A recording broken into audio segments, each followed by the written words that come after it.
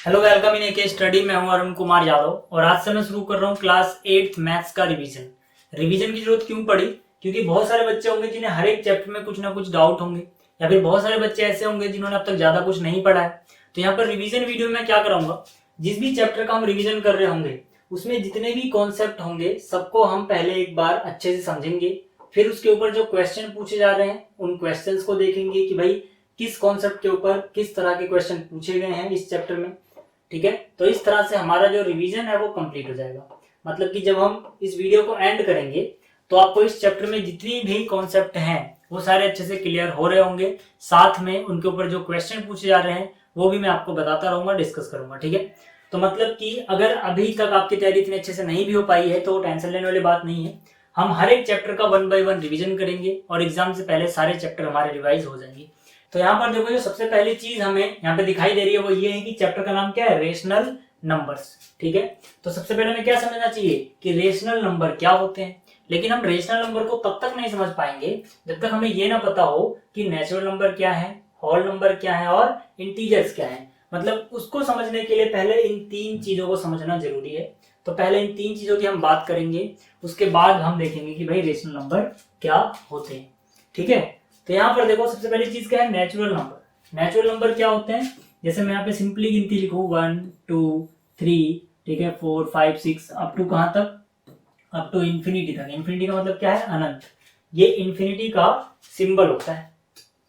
ठीक है, मतलब 1 से गिनती चालू करी, 2 3 4 ऐसे करते हुए आप अनंत तक, यानी जिसका कोई अंत ना हो, वहां तक जा रहे हो। ठीक है ना, आपको नहीं पता है कहाँ पे एंड होंगे क्योंकि कहीं पे एंड नहीं होते हैं, ये आगे बढ़ते ही जाएंगे। तो इन नंबर्स को बोला जाता है नेचुरल नंबर। अब इनका नाम नेचुरल नंबर क्यों पड़ा? ठीक है ना, नेचुरल नंबर इसलिए पड़ा क्योंकि बचपन में आप नेचुरली गिनती 1 से सीखते हो। ठीक है ना, नेचुरली हम काउंटिंग कहां से सीखते हैं, 1 2 3। कोई ऐसे तो नहीं सीखता -2 -1 0 1 2 3, ऐसे तो नहीं सीखता। कोई नेगेटिव नंबर नहीं सीखता पहले, जीरो नहीं सीखता पहले। कहां सीखता है वो, 1 से। तो इसीलिए क्योंकि ये 1 2 3 से स्टार्ट हो रहे हैं और हम नेचुरली गिनती 1 2 3 ही सीखते हैं, इसीलिए इनका नाम है नेचुरल नंबर्स। इसको डिनोट किया जाता है कैपिटल एन से। तो नेचुरल नंबर आपको समझ में आ गया होगा। अब नेचुरल नंबर में ध्यान देने वाली बात यह है कि यहाँ पर कोई भी नंबर नेगेटिव नहीं होता है। यहाँ पर ये जीरो जो डिजिट है वो नहीं आती है। ठीक है, साथ ही यहाँ पर जो ये नंबर्स होते हैं सारे पूरे पूरे होते हैं। पूरे पूरे नंबर का मतलब यहाँ पर आधा, पौने, एक, डेढ़, ये सब आपको नहीं मिलेंगे। ठीक है ना, 1 के बाद सीधा 2 फिर 3, मतलब पूरे पूरे नंबर मिलेंगे। तो यहाँ पर ये नेचुरल नंबर आपको समझ में आ गए। अब बात करते हैं होल नंबर्स क्या होते हैं। होल नंबर क्या होते हैं, जो ये नेचुरल नंबर है इसी में अगर आप जीरो और जोड़ दो, यानी कि 0 1 2 3 ऐसे करते हुए 4 5 6 कहां तक, अप टू इंफिनिटी। ठीक है ना, यहां तक आप चले जाओ तो ये क्या बन जाएगा, ये बन जाएगा आपका होल नंबर। तो अगर आप ध्यान से देखो तो क्या हुआ है कि भाई यहाँ पर 1 से लेके इंफिनिटी तक जो मैंने लिखा है सेम चीज मैंने ऊपर भी लिखी है। ठीक है ना, मतलब ये सारी चीज क्या है, नेचुरल नंबर। तो मतलब कि होल नंबर में क्या आ रहा है, सिर्फ जीरो एक्स्ट्रा। मतलब अगर आप जीरो में ये नेचुरल नंबर ऐड कर दे रहे हो तो आपको क्या मिल जा रहा है, तो आपको मिल जा रहा है होल नंबर। ठीक है, आपको ये समझ में आ गया। इसके बाद बात आती है इंटीजर्स की। इंटीजर्स क्या होते हैं, देखो आप यहाँ पर जीरो लिखो, फिर यहाँ पर 1 2 3 इस तरह से, ठीक है ना, इंफिनिटी तक चले जाओ। और जो 1 2 3 है इसी का अगर आप नेगेटिव ले लेते हो, यानी कि -1 -2 -3, ठीक है ना, अप टू कहां तक, अप टू माइनस इंफिनिटी तक। ठीक है, तो ये क्या हो जाता है, ये हो जाता है आपका इंटीजर्स। ठीक है, तो आपको समझ में आ गया नेचुरल नंबर क्या होते हैं, होल नंबर क्या होते हैं और इंटीजर्स क्या होते हैं। नेचुरल नंबर्स को हम डिनोट करते हैं कैपिटल एन से, होल नंबर को हम डिनोट करते हैं कैपिटल डब्ल्यू से, और इंटीजर्स को हम डिनोट करते हैं जेड से। अगर आपको ये समझ में आ गया तो फिर आपको ये जो रेशनल नंबर्स हैं इनको समझने में बहुत आसानी रहेगी। ठीक है, तो यहाँ पर रेशनल नंबर में मैंने पूरी एक लंबी चौड़ी पहले डेफिनेशन लिखी है, फिर इस डेफिनेशन का जो मतलब है उसको मैंने यहाँ पे शॉर्ट में लिख दिया। ठीक है ना, दोनों सेम बात है, दोनों समझाता हूं मैं। पहले डेफिनेशन की बात करते हैं। रेशनल नंबर की डेफिनेशन मैंने लिखा है, a number that can be written in p by q form where p and q are integers and q is not equal to 0। मतलब कि एक नंबर जिसको हम p by q की फॉर्म में लिख पाए, जहां पर p और q जो है वो इंटीजर्स होने चाहिए और जो q है वो 0 के बराबर नहीं होना चाहिए। तो यहां पर जो मैंने लिखा है इसका यही तो मतलब है कि जो रेशनल नंबर होंगे उनको हम p बाई क्यू की फॉर्म में लिख पाएंगे।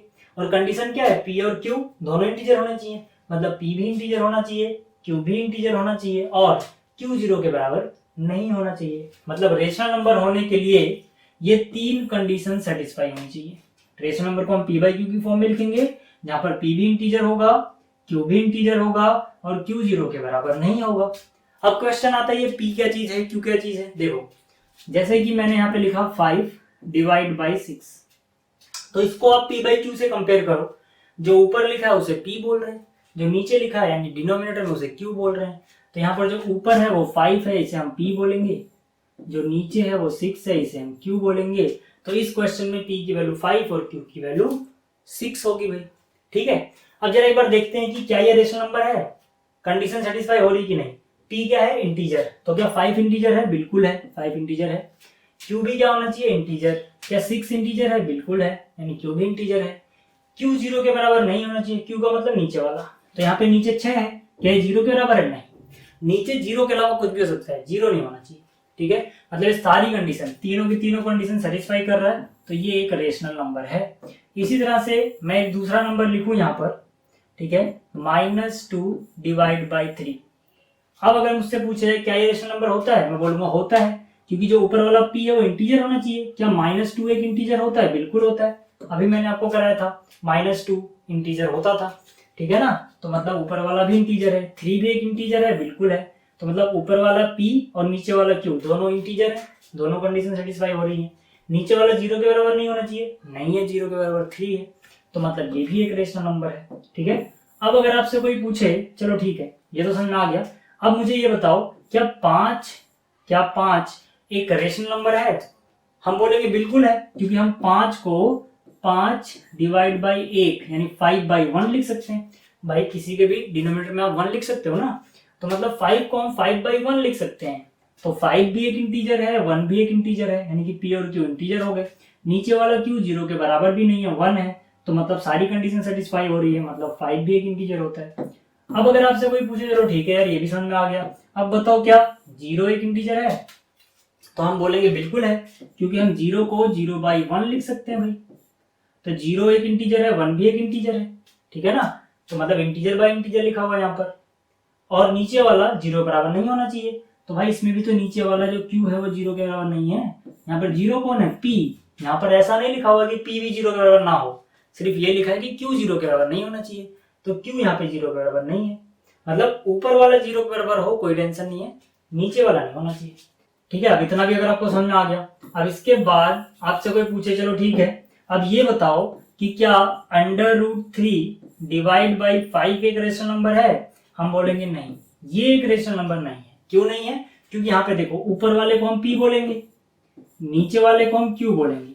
कंडीशन क्या थी, p भी इंटीजर होना चाहिए, q भी इंटीजर होना चाहिए और q 0 के बराबर नहीं होना चाहिए। चलो ठीक है, q जो यानी कि नीचे वाला है वो इंटीजर है, 0 के बराबर भी नहीं है, लेकिन यहाँ पर जो ये p आ रहा है ये इंटीजर नहीं है। क्यों नहीं है, अभी मैंने जब आपको इंटीजर्स पढ़ाए थे तो क्या उसमें मैंने अंडर रूट में कोई नंबर आपको पढ़ाया था, नहीं, ठीक है ना, अंडर रूट में नहीं पढ़ाया था। आप देखो एक बार, ठीक है, इंटीजर्स ये रहे, इंटीजर मैंने आपको पढ़ाया है, तो क्या यहाँ पे कोई मैंने अंडर रूट में आपको नंबर बताया, नहीं बताया। ठीक है, तो यहाँ पर क्या आ रहा है, यहाँ पर तो अंडर रूट में आ गया, तो इसका मतलब क्या है, इसका मतलब है कि जो यहाँ पर ये √3 डिवाइड बाई 5 लिखा है ये रेशनल नंबर नहीं होगा।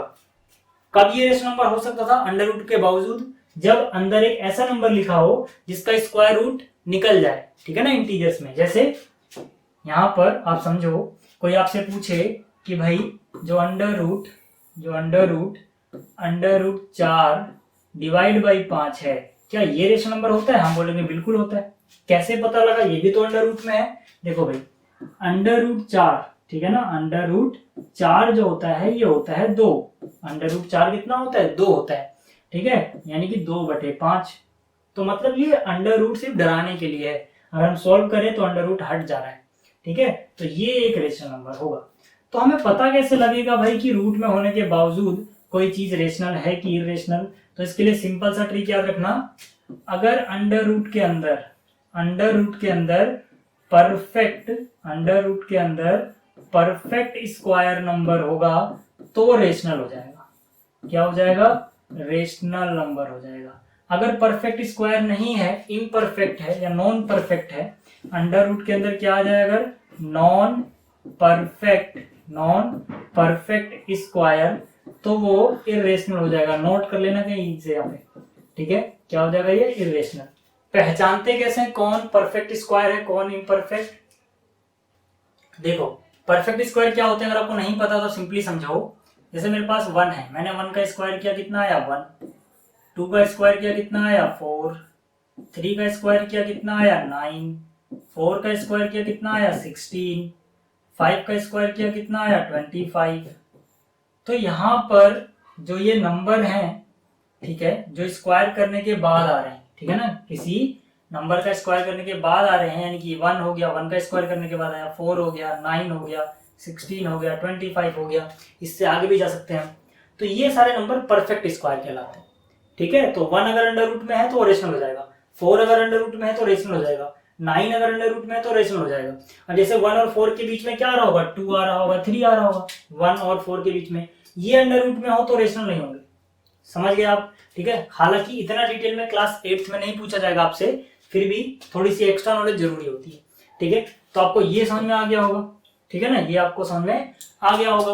अब अगला कॉन्सेप्ट देखते हैं, ठीक है। जैसे ही आपको पहचानने आ गए, अब आगे देखो, आगे हमें क्या पढ़ना है क्लास 8th में, प्रॉपर्टीज ऑफ रेशनल नंबर्स।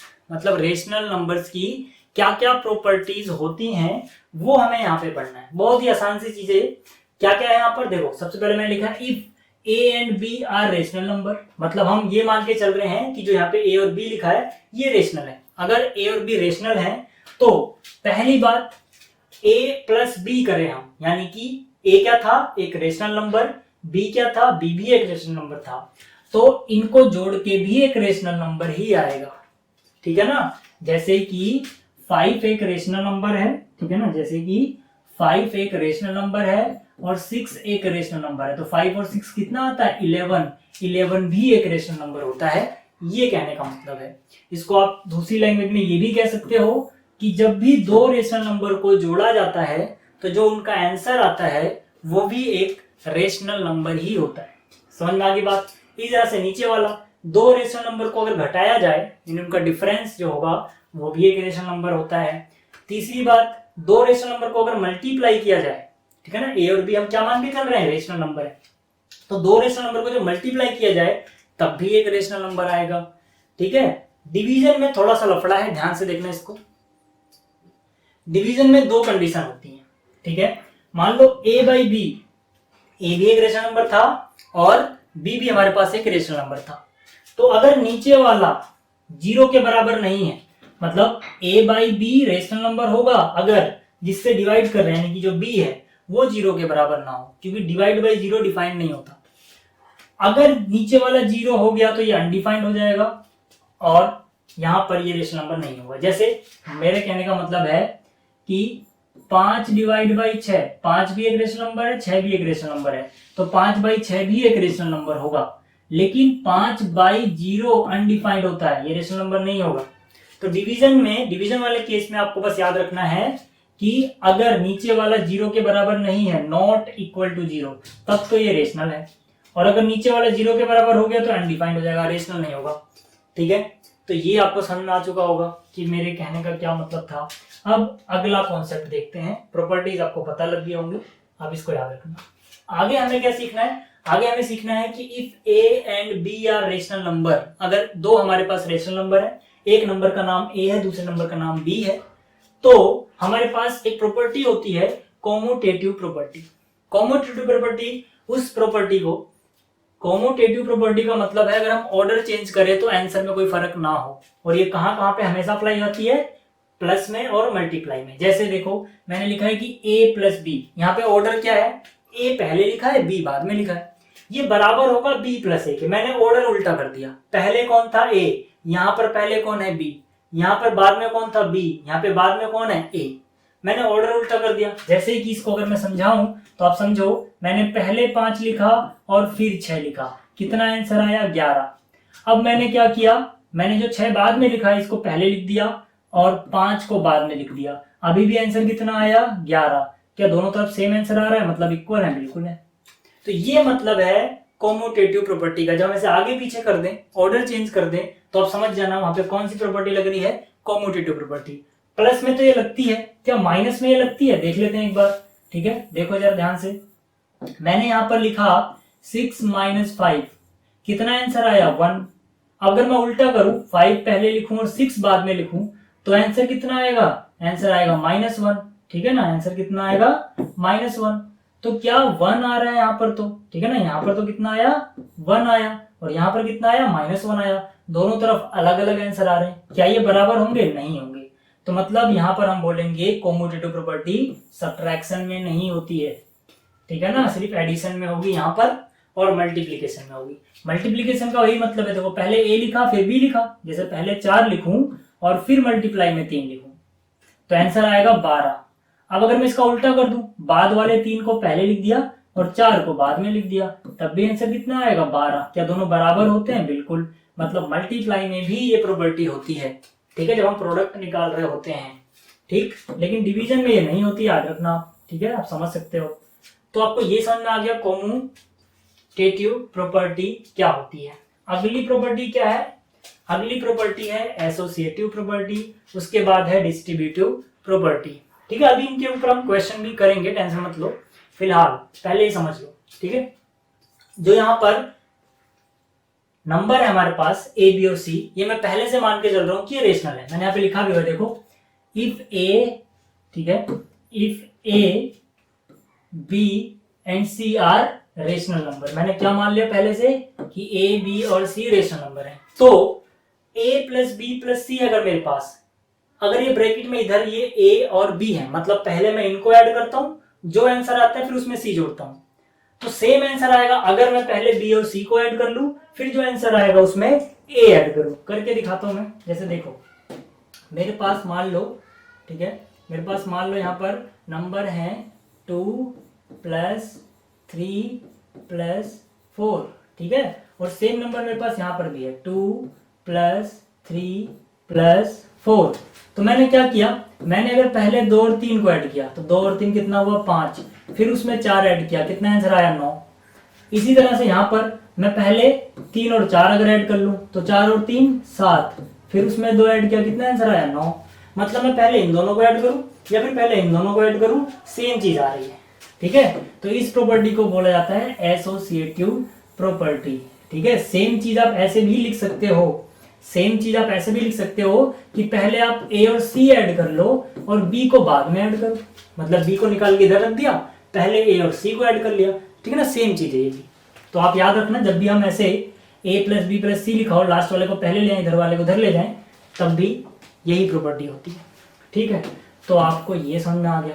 इसी तरह से हमारे पास एक प्रॉपर्टी होती है डिस्ट्रीब्यूटिव प्रॉपर्टी। डिस्ट्रीब्यूटिव प्रॉपर्टी क्या कहती है भाई, देखो जरा ध्यान से। ये कहती है कि अगर हमारे पास ब्रैकेट के अंदर 2 चीजें ऐसे प्लस में लिखी हैं और बाहर कोई चीज है ऐसे, तो इसका मतलब होता है मल्टीप्लाई में है। तो ये पहले इससे मल्टीप्लाई करेगा, a × b क्या बन जाएगा ab, फिर प्लस यहाँ लगाओ a × c क्या बन जाएगा ac। मतलब a को मैंने दोनों को बांट दिया, ठीक है, b के पास भी a आ गया, c के पास भी a आ गया, a को मैंने डिस्ट्रीब्यूट कर दिया b और c पे, तो मतलब ये डिस्ट्रीब्यूटिव प्रॉपर्टी है। ठीक है, इसी तरह से अगर बीच में माइनस हो तो a × b ab plus minus minus a × c ac। ठीक है, तो ये आपको समझ में आ गया। इसके ऊपर अगर आप एग्जाम्पल देखना चाहते हो एक छोटा सा, तो मैं दिखाता हूं करके। ठीक है, देखो, मान लो मेरे पास है यहाँ पर 2 और यहाँ पर है x प्लस में 4। तो मैं क्या करूंगा, 2 को पहले x से मल्टीप्लाई करूंगा, कितना आंसर आ जाएगा 2x, फिर 2 को मैं 4 से मल्टीप्लाई करूंगा, 2 4 जा कितना हो जाएगा 8। ये मैं किस प्रॉपर्टी की मदद से कर पा रहा हूँ, डिस्ट्रीब्यूटिव प्रॉपर्टी की हेल्प से। ठीक है, तो आपको ये भी समझ में आ गया कि ये कैसे होता है। तो आप देखो, अब थोड़ा क्वेश्चन कर लेते हैं इनके ऊपर। ठीक है ना, आपको ये प्रॉपर्टी समझ में आ गई, अब पहले क्वेश्चन करते हैं। ठीक है, क्वेश्चन देखो क्या है। सबसे पहले ये क्वेश्चन है जो हमें प्रॉपर्टी का यूज करके करना है। अब हो सकता है आप में से कुछ बच्चों को ऐसे एडिशन ना आती हो, तो इस क्वेश्चन को थोड़ी देर के लिए छोड़ दो, पहले कुछ बेसिक क्वेश्चन कर लेते हैं। ठीक है ना, बिना प्रॉपर्टी के बेसिक क्वेश्चन सीख लेते हैं, एडिशन कैसे करते हैं फ्रैक्शन का। जब हम ये कर लेंगे तब मैं आपको प्रॉपर्टी वाले क्वेश्चन पे ले चलूंगा। ठीक है ना, क्योंकि मैं यहाँ पे सबका ध्यान रखते हुए चल रहा हूँ। हो सकता है कुछ बच्चे ऐसे हों जिन्हें ये एडिशन ना आती हो फ्रैक्शन वाली। तो देखो इसमें हम क्या करते हैं, सबसे पहले जो डिनोमिनेटर में है उसका हम निकालते हैं एलसीएम। तो डिनोमिनेटर में क्या है भाई, 3 और 5, 3 और 5, ठीक है। सबसे पहले देखो 2 से कोई डिवाइड हो रहा है, नहीं। 2 के बाद किससे, 3 से देखते हैं। 3 के टेबल में 3 आता है, 5 नहीं आता है। फिर 5 के टेबल में 5 आता है, 1 तो ये पहले से ही है। इन दोनों को मल्टीप्लाई करो, 3 5 जा कितना होता है 15, मतलब एलसीएम 15 आएगा। कितना आएगा 15, मतलब हम पहले क्या निकालते हैं, एलसीएम निकालते हैं। जैसे ही हमारा एलसीएम निकल गया, ठीक है, जैसे ही हमारा एलसीएम निकल गया, हम देखते हैं नीचे जो है इसका टेबल इसमें कितनी बार जाता है, इसका टेबल इसमें कितनी बार जाता है। 3 का टेबल कितनी बार जाता है, 5 बार। 3 5 जा 15। अगर आपको टेबल नहीं पढ़ना है तो एक और शॉर्टकट होता है कि यहाँ 3 का टेबल पढ़ना है ना, जो आपने यहाँ पे लिखा है इसमें 3 भूल जाओ। 3 भूल जाओ, क्या बच रहा है 5, मतलब 3 का टेबल 5 बार जाएगा। जितनी बार गया, कितनी बार टेबल गया, 5 बार। इस 5 को ऊपर वाले से मल्टीप्लाई कर दो, 5 2 जा कितना 10। समझ में आया, 5 2 जा कितना 10, ठीक है। ये सब रफ वर्क है समझाने के लिए। अब इसके बाद निशान क्या है, प्लस, ठीक है। इसके बाद निशान क्या है, प्लस का। फिर 5 का टेबल 15 में कितनी बार जाएगा, 3 बार। अगर आपको टेबल नहीं पढ़ना तो यहाँ पर देखो 5 का टेबल 3 बार जा रहा है, ठीक है। तो हम क्या करेंगे, 5 का टेबल 3 बार गया, जितनी बार टेबल गया 3 बार गया, तो 3 को ऊपर 4 से मल्टीप्लाई करेंगे। 3 4 जा कितना हो जाएगा 12 हो जाएगा। तो 10 प्लस 12 कितना हो जाएगा भाई 22, डिवाइड बाई कितना हो जाएगा 15, ठीक है। तो ये कितना हो जाएगा 22 डिवाइड बाई 15। ये आपको समझ में आ गया। अगला क्वेश्चन देखते हैं, फिर प्रॉपर्टी पे चलेंगे, ठीक है। यहाँ पर क्या है 3 2 4, जरा एक बार एलसीएम लेते हैं इनका, ठीक है। क्या है हमारे पास 3 2 4, पहले 2 से चेक किया आता है हमेशा, ठीक है। तो 2 से करेंगे तो 3 तो नहीं आता 2 के टेबल में, 2 आता है, 2 1 जा 2, 4 भी आता है, 2 2 जा 4। फिर इसके बाद 2 से करेंगे 3 नहीं आता है, ये तो 1 हो चुका है, 2 1 जा 2। फिर 3 से करेंगे 3 1 जा, ये दोनों तो 1 हो चुके हैं। तो मतलब जो एलसीएम आएगा वो कैसे आएगा, 2 2 जा 4 3 जा 12, ठीक है ना। 2 2 जा 4 3 जा 12, तो एलसीएम कितना आया भाई 12 आया। फिर क्या करते हैं हम, देखते हैं कि इसका टेबल इसमें कितनी बार जा रहा है। तो 3 4 जा 12, टेबल कितनी बार गया, टेबल गया 4 बार। तो इस 4 को 1 से मल्टीप्लाई कर देंगे, 4 1 जा 4 हो जाएगा, ठीक है ना। तो 4 1 जा कितना हो गया 4, प्लस फिर 2 का टेबल 12 पे कितनी बार जाएगा वो देखते हैं। तो 2 6 जा 12, या फिर आप यहाँ से 2 हटा दो, 3 और 2, 3 2 जा 6 बचेगा। आप ऐसे भी कर सकते हो, ठीक है ना। अगर हम ये 2 है तो 2 हटाओ, 3 और 2 बच रहा है, 3 2 जा 6, तो 6 बार गया, तो 6 1 जा 6 हो गया, प्लस फिर 4 3 जा 12, ठीक है ना। 4 3 जा 12, 3 बार गया, तो 3 3 9, ठीक है। अगर आपको फिर से बोल रहा हूँ टेबल नहीं पढ़नी थी तो 4 हटा दो यहाँ से। 4 कैसे बनेगा, 2 × 2 4, हटा दो 3 बचेगा। तो यहाँ से कितना 6 और 4 10 और 9, ठीक है, डिवाइड बाय कितना 12। तो आपको ये समझ में आ गया कि एडिशन कैसे करते हैं फ्रैक्शन का। अगर आपको ये समझ में आया तो अब आपको ये क्वेश्चन समझ में आएगा। ध्यान से देखना, इसमें हम सब कुछ यूज करने वाले हैं, प्रॉपर्टी भी यूज करने वाले हैं और कैलकुलेशन भी कैसे होगी वो भी देखने वाले हैं, ठीक है। तो इसको कैसे करेंगे, देखो जहां पर भी प्लस या माइनस आएगा वहां वाली चीज को तुम एक अलग मान लो। ये प्लस आ गया, प्लस से पहले एक ही चीज, ये अलग चीज है, ठीक है, क्योंकि मल्टीप्लाई तो इनको हम एक मानेंगे, ठीक है। ये एक दूसरी चीज है और ये एक तीसरी चीज है। इसको अगर आप कंपेयर करो तो आपको नजर आएगा ये जैसे ए हो, ये बी हो और ये सी हो, ठीक है ना। तो अगर आप ए और सी को देखो तो ए के पास क्या है 3/5, सी के पास भी क्या है 3/5, ठीक है। तो इनको हम पहले पास पास लिख लेते हैं, एक साथ लिख लेते हैं, ठीक है। मैंने क्या किया, जो यहाँ पर देखो, पहले इसको मिटा देता हूं मैं, जहाँ अंडू कर देते हैं, मिट जाएगा ये, ठीक है। पहले मैंने ये वाली चीज यानी कि माइनस का 2/3 इंटू में, ठीक है, इंटू में 3/5, इसके साथ ये वाली चीज लिख ली, ठीक है ना, यानी कि -3/5 इंटू में 1/6, और जो बीच में था यानी कि जो बी था उसको मैंने किनारे पे लिख दिया, ठीक है, यानी कि 5/2। तो ये कौन सी प्रॉपर्टी लगाई पहले तो ये बताओ।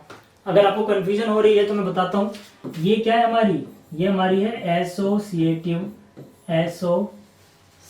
प्रॉपर्टी, ठीक है ना, एसोसिएटिव प्रॉपर्टी। कैसे पता लगा ये एसोसिएटिव प्रॉपर्टी है, ध्यान से देखो एक बार पीछे, अभी हमने किया था यहाँ पर एसोसिएटिव प्रॉपर्टी मैंने क्या बोला था आपको कि ये तो आप लिख ही सकते हो, इसके अलावा अगर आप ए और सी को एक साथ लिखना चाहो, ए और सी को, और बी को आप किनारे पे रखना चाहो, ठीक है ना, पहले इन दोनों को सोल्व करना चाहो तो ये भी आप कर सकते हो, ठीक है, ये मैंने आपको भी बताया था। तो यहाँ पर भी तो यही हो रहा है, ठीक है, यहाँ पर आप ध्यान से देखो तो मैंने ए को यही रहने दिया, ये जो सी था इसको बीच में ले आया, इसको किनारे पे कर दिया, मतलब ये कौन सी प्रॉपर्टी है, एसोसिएटिव प्रॉपर्टी। अब मैं क्या करूंगा, इनमें से कुछ कॉमन ले लूंगा, ठीक है, क्या चीज कॉमन है, जो एक जैसा है वो कॉमन है, तो एक जैसा क्या है यहाँ पर 2/3, यहाँ पर सॉरी 3/5, यहाँ 3/5, ये वाली चीज जो है ये एक जैसी है ना यहाँ पर, तो इनको कॉमन ले लेते हैं। तो यहाँ पे मैंने कॉमन लिया 3/5, क्या बचेगा, यहाँ से 3/5 चला गया, यहाँ पे बचा हुआ है -2/3, यहाँ से 3/5 गया, इतना चला गया, तो एक तो माइनस बचा हुआ है, दूसरी चीज 1/6 बची हुई है, ठीक है, तो यहाँ पर -1/6 बचा हुआ है, बाहर क्या बचा हुआ है 5/2। अब यहाँ पर कौन सी प्रॉपर्टी है, क्योंकि हमें प्रॉपर्टी लिखनी जरूरी है, जब क्वेश्चन में बोला जाएगा यूजिंग प्रॉपर्टी तो प्रॉपर्टी का नाम भी लिखना होगा। ये कौन सी प्रॉपर्टी है, ये है डिस्ट्रीब्यूटिव प्रॉपर्टी। कौन सी प्रॉपर्टी है ये है डिस्ट्रीब्यूटिव।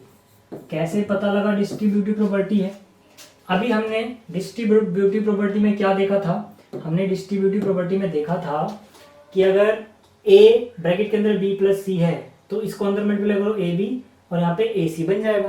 तो इससे अगर ये आ सकता है तो अगर शुरुआत में ही कोई आपको ab प्लस में ac दे दे जहां पर ये चीज दोनों में है, तो आप इसका उल्टा भी तो कर सकते हो कि a को आपने कॉमन ले लिया, यहाँ से a कॉमन लिया क्या बचा b, यहाँ से a कॉमन लिया क्या बचा c, मतलब इससे इस पे जाओ या फिर इससे इस पे आओ, सेम बात है, प्रॉपर्टी क्या रहेगी, डिस्ट्रीब्यूटिव ही रहेगी।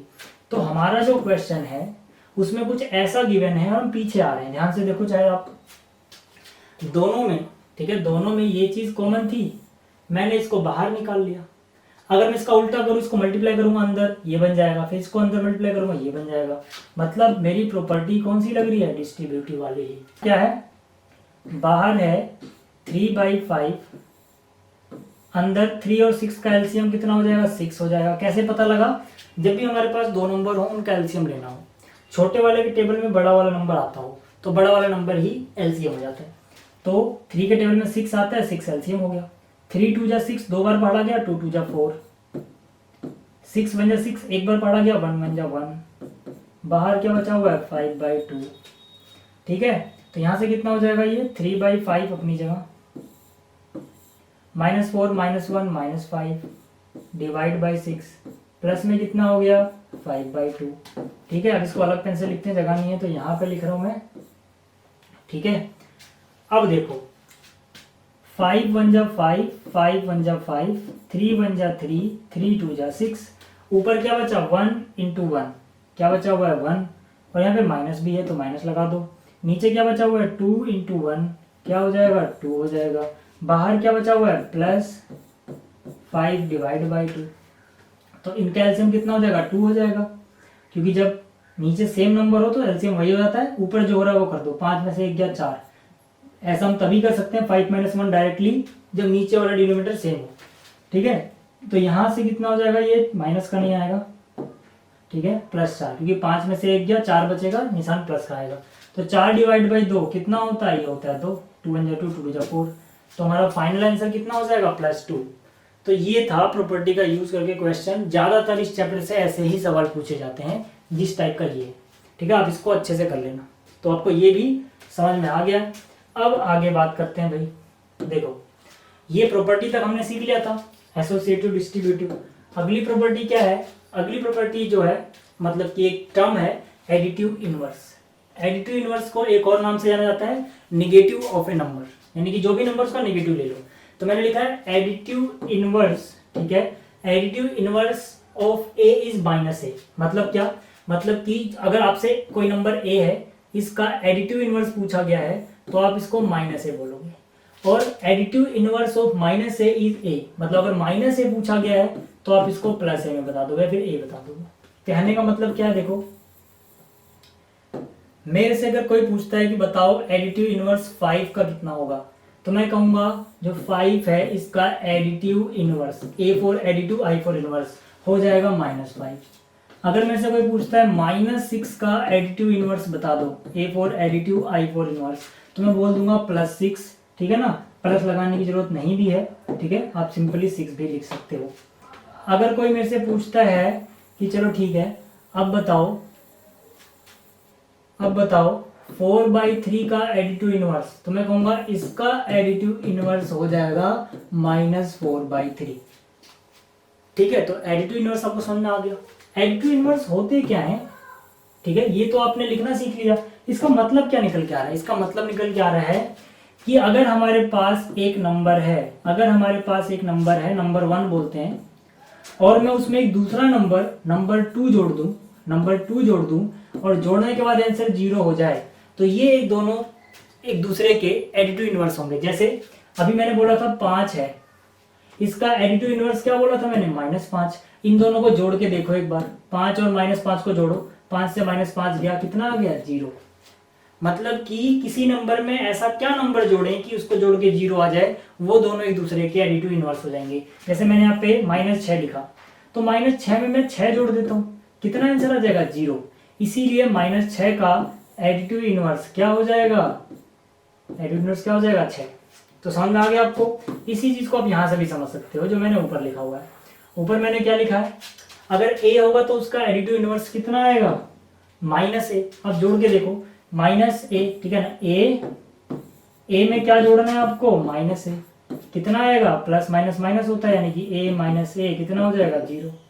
मतलब कि अगर दो नंबर को जोड़ के, नंबर 1 और नंबर 2 को जोड़ के 0 आ रहा है, तो ये दोनों एक दूसरे के एडिटिव इनवर्स हो जाएंगे, ठीक है। अब देखो, अगर आपको ये एडिटिव इनवर्स समझ में आ गया, तो अब आगे चलते हैं। अगला क्या है हमारा? मल्टीप्लिकेटिव इनवर्स, ठीक है। मल्टीप्लिकेटिव इनवर्स क्या होता है? सिंपली आप समझो, पहले जो लिखा है इसको भूल जाओ। अगर मान लो मेरे पास एक नंबर है 5, ठीक है, मान लो मेरे पास एक नंबर क्या है 5, ठीक है, मेरे पास एक नंबर है 5। अब मैं इसमें क्या मल्टीप्लाई करूं कि आंसर 1 आ जाए, तो जो मैं मल्टीप्लाई करूंगा वो 5 का मल्टीप्लिकेटिव इनवर्स होगा। तो मैंने क्या बोला है, चलो इसको उल्टा कर देते हैं, ठीक है ना, 1/5, तो 5 से 5 कट गया, 1 आ गया। मतलब कि 5 का मल्टीप्लिकेटिव इनवर्स 1/5 हो गया। समझ पा रहे हो इस बात को? तो अब आगे देखो जरा एक बार। कहने का मतलब है कि अगर मेरे पास a/b हो, अगर मेरे पास क्या हो, a/b, तो इसको मैं किससे मल्टीप्लाई करूं कि आंसर 1 आ जाए? तो यार नीचे वाला b कटना चाहिए, तो ऊपर एक b ले आओ, b से b कट जाएगा, ठीक है ना, और ऊपर वाला a कटना चाहिए, तो a ले आओ, कट जाएगा। मतलब कि अगर a/b है, उसको मैं b/a से मल्टीप्लाई करूंगा तो 1 आ जाएगा। तो इसका मल्टीप्लिकेटिव इनवर्स क्या हो जाएगा? a/b का b/a। तो आपको सिंपली जो याद रखना है वो ये है कि आपसे अगर सिंपल ऐसा कुछ पूछा है, इसका मल्टीप्लिकेटिव इनवर्स बता दो, इसका क्या बता दो? Multiplicative inverse.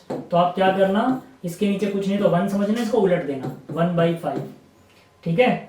ऐसे ही अगर मान लो आपसे पूछा 6/7 का मल्टीप्लिकेटिव इनवर्स बता दो, m for multiplicative, I for inverse, तो आप नीचे वाले को ऊपर और ऊपर वाले को नीचे रख देना।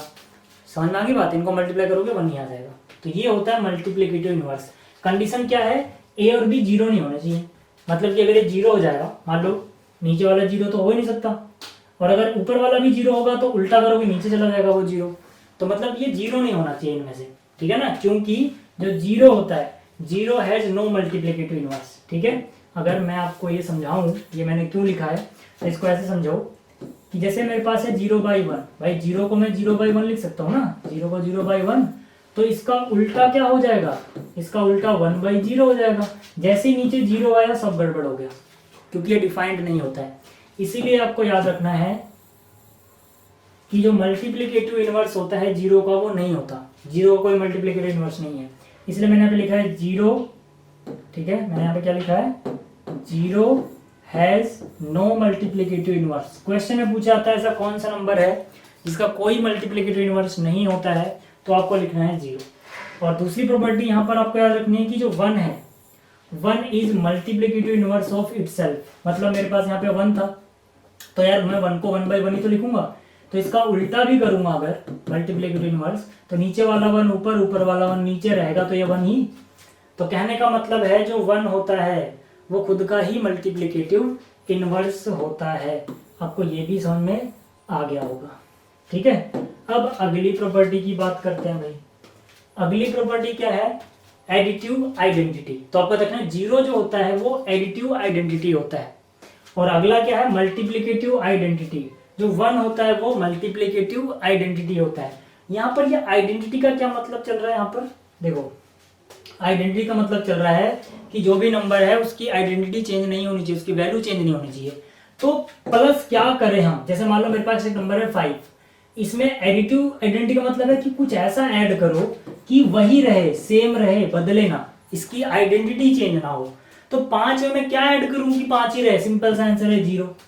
भाई 5 में 0 ऐड करोगे 5 ही रहेगा। तो मतलब कि 0 के ऐड करने से आइडेंटिटी में कोई चेंज नहीं आ रहा, तो जो 0 है वो एडिटिव आइडेंटिटी है, ठीक है ना। मतलब क्या हो गया यहाँ पर, एक बार और थोड़ा सिंपल लैंग्वेज में समझो कि अगर मेरे पास एक नंबर है, अगर मेरे पास एक नंबर है तो मैं उसमें ऐसा क्या ऐड करूं कि मेरे पास सेम नंबर ही रहे, मेरे पास सेम नंबर ही रहे, कोई उसमें बदलाव ना आए।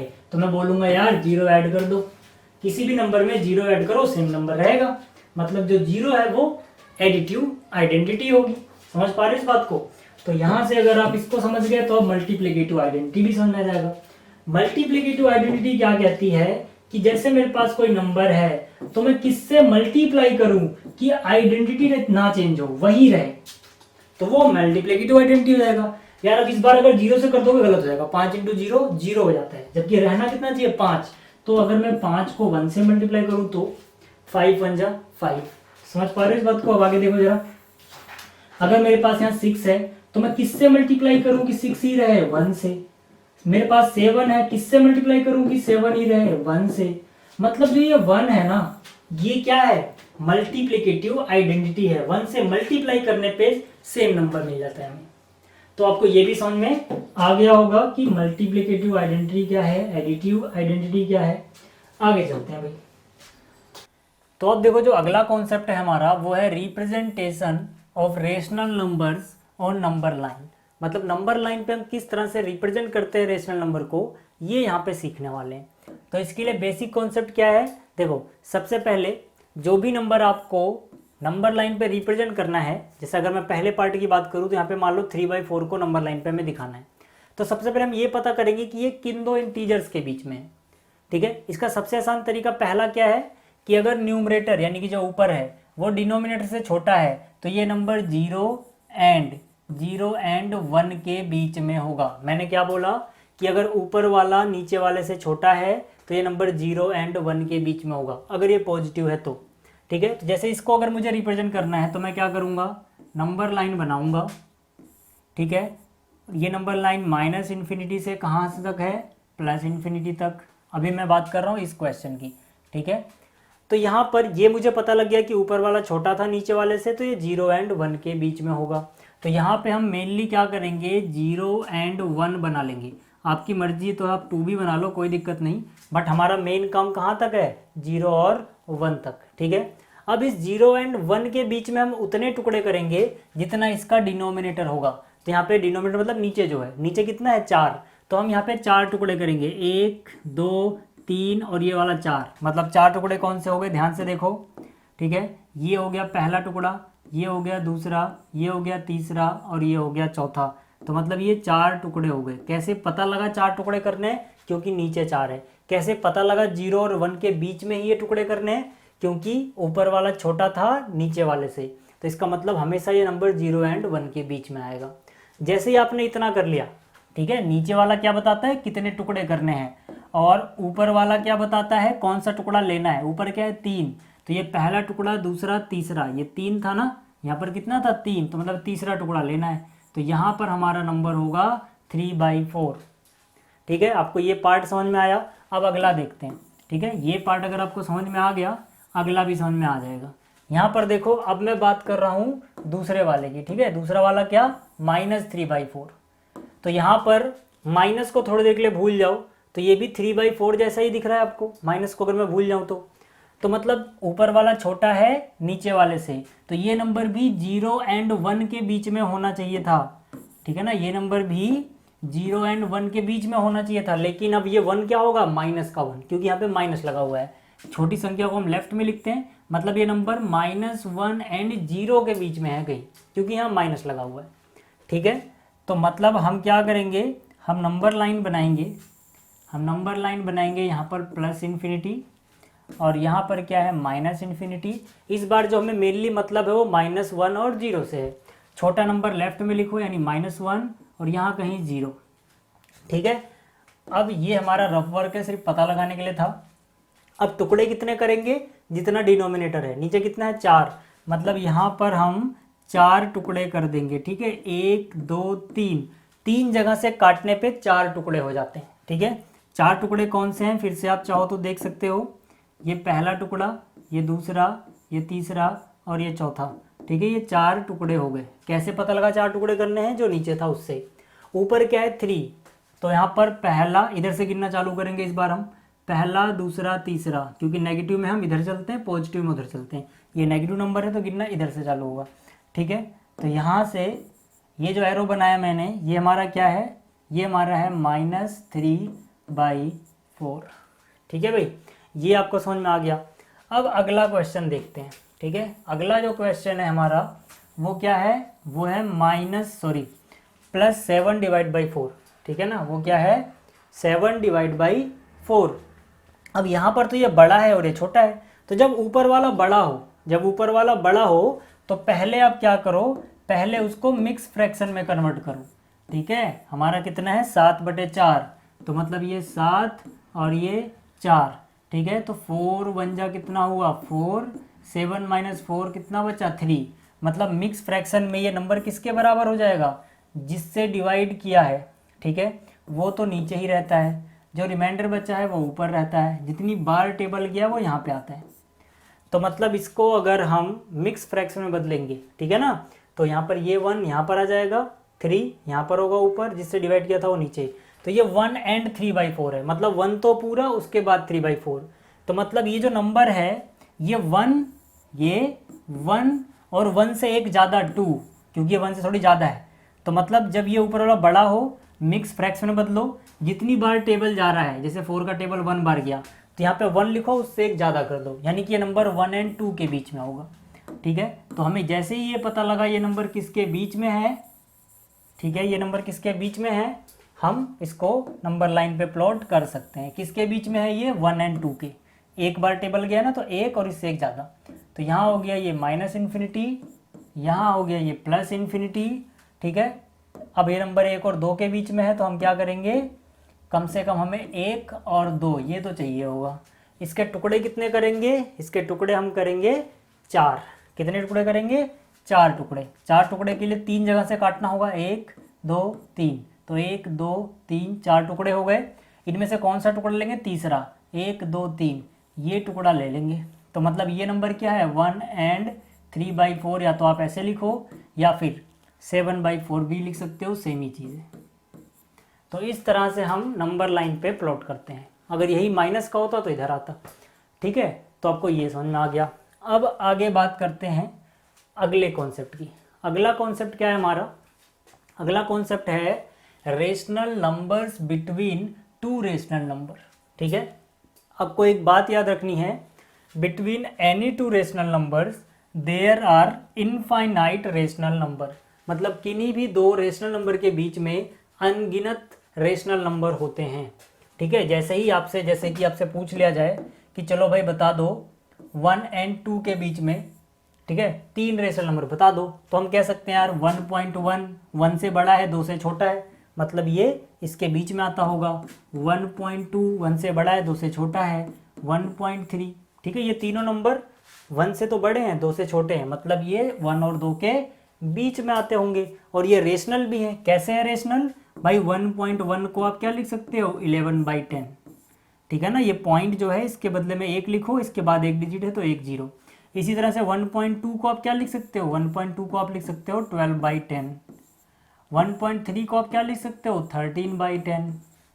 ठीक है, तो इस तरह से मतलब ये सारे रेशनल नंबर हैं जो 1 और 2 के बीच में हैं। इसी तरह से हम बहुत सारे अनगिनत नंबर सोच सकते हैं और लिख सकते हैं। ठीक है, तो मतलब किसी भी 2 रेशनल नंबर के बीच में अनगिनत यानी कि इनफाइनाइट, ठीक है ना, इनफाइनाइट रेशनल नंबर होते हैं। आपको ये याद रखना है। अब इस कॉन्सेप्ट के ऊपर आपके एग्जाम में कैसे क्वेश्चन आएगा देखो, जैसे आपसे पूछ लेंगे find 5 rational number between 3 and 4। जब आपको सिंपल इंटीजर दे दें जैसे 3 और 4, तो इनके बीच में नंबर लिखने बहुत ईजी हो जाते हैं। जैसे कि छोटा वाला उठाओ, 3 और 4 में से छोटा कौन है 3, और उसके बाद पॉइंट के बाद कुछ लिख दो, जैसे 3.1 हो गया, 3.2 हो गया, 3.3 हो गया, 3.4 हो गया, 3.5 हो गया। ये 5 नंबर हो गए जो 3 से बड़े हैं 4 से छोटे हैं। पॉइंट वाला तरीका है एक। तो दूसरा तरीका क्या होता है, जैसे यहाँ पर 3 है, ठीक है, अगर आप ऐसे पॉइंट में नहीं लिखना चाहते तो आपके पास और भी बहुत से तरीके हैं, बहुत सारे तरीके हैं, ठीक है। एक तरीका क्या है, 3 और 4 लिखा, 3 के नीचे क्या है 1, 4 के नीचे क्या है 1। इन दोनों को अगर नीचे वाला सेम आ गया तो दोनों को किसी बड़े नंबर से डिवाइड कर दो, जैसे मतलब मल्टीप्लाई कर दो, ठीक है। जैसे मैंने 10 से मल्टीप्लाई कर दिया, ठीक है ना, न्यूमरेटर और डिनोमिनेटर को, तो 10 3 जा 30 हो गया, 10 1 जा 10 हो गया, ठीक है। यहाँ पर एंड दूसरा नंबर क्या चल रहा है हमारे पास, 10 4 जा 40 हो गया, और 10 1 जा 10 हो गया, ठीक है। अगर नीचे वाला सेम है तो डायरेक्ट 10 से मल्टीप्लाई कर लेंगे हम। तो यहाँ पर इसके बीच में कौन आएगा, 31/10, 32/10, 33/10, 34/10, 35/10। ऐसे आप और सोच सकते हो। अगर हम 100 से मल्टीप्लाई कर देते और सारे नंबर हम सोच सकते थे, 1000 से मल्टीप्लाई कर देते और सोच सकते थे, किसी से भी मल्टीप्लाई कर सकते हैं, आपकी मर्जी है, ठीक है। तो आप किन्हीं भी तरीकों से कर सकते हो। इसके बीच में नंबर लिखने के और भी तरीके होते हैं, बट फिलहाल ये 2 काफ़ी हैं। पहले बात आप पॉइंट में बदलो, और दूसरा तरीका इस तरह से, ठीक है। अब देखो एक और क्वेश्चन है, हमें 3 रेशनल नंबर लिखने हैं। पहला नंबर क्या है हमारा 2/3, दूसरा नंबर क्या है 3/4।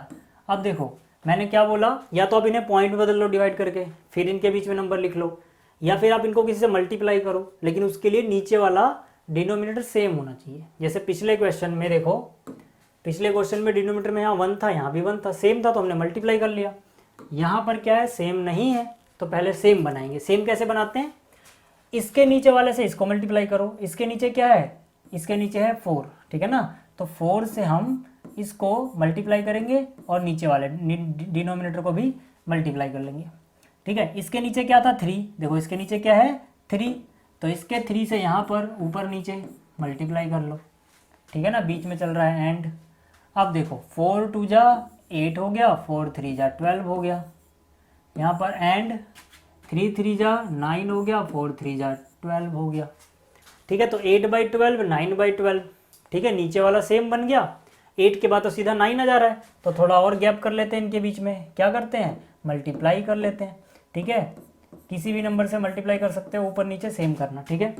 तो यहाँ पर 10, यहाँ पर भी 10 कर दिया मैंने, तो यहाँ से कितना हो गया मल्टीप्लाई के बाद 8 10 जा 80, और 12 × 10 120, ठीक है। एंड यहाँ पर क्या हो गया 90, और यहाँ हो गया 120। तो इनके बीच में कौन कौन आएगा, 80 के बाद क्या आ रहा है देखो 81 डिवाइड बाई 120, फिर 82 डिवाइड बाई 120, फिर 83 डिवाइड बाई 120। हमसे क्वेश्चन में 3 बोला गया था, मैंने 3 लिखा, और बोला जाएगा और लिख सकते हैं, ठीक है। तो मतलब इस तरह के कुछ क्वेश्चन पूछे जाते हैं। तो ये आपका था चैप्टर नंबर 1, इसका रिवीजन यहाँ पे एंड होता है, ठीक है। अगर आपको कुछ समझ में नहीं आया तो एक बार और देख लेना वीडियो, आपको समझ में आ जाएगा। और अगर समझ में आ चुका है तो आप क्या करना, इसके क्वेश्चंस और प्रैक्टिस कर लेना, आपका ये चैप्टर बिल्कुल पक्का हो जाएगा। तो इस वीडियो में इतना ही, जल्दी मिलते हैं अगली वीडियो में। Thanks for watching.